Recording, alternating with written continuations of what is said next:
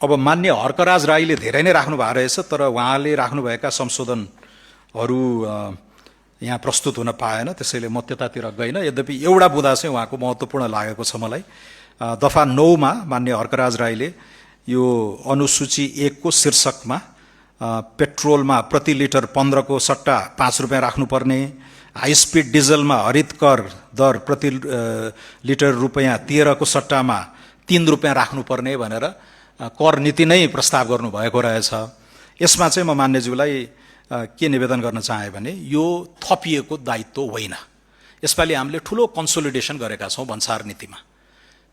13 वटा 12 वटा स्ल्याबबाट 7 वटामा झारेका छौं।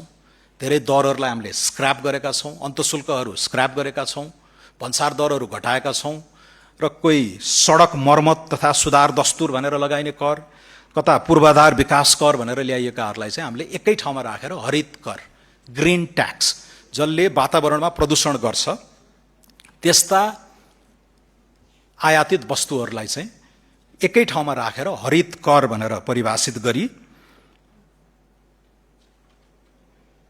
र मौजुदा करमा चाहिँ दरहरू नबढ्ने गरी एकमुष्ट रूपमा मात्रै राखिएको हो। यो यसमा थप दायित्व पर्ने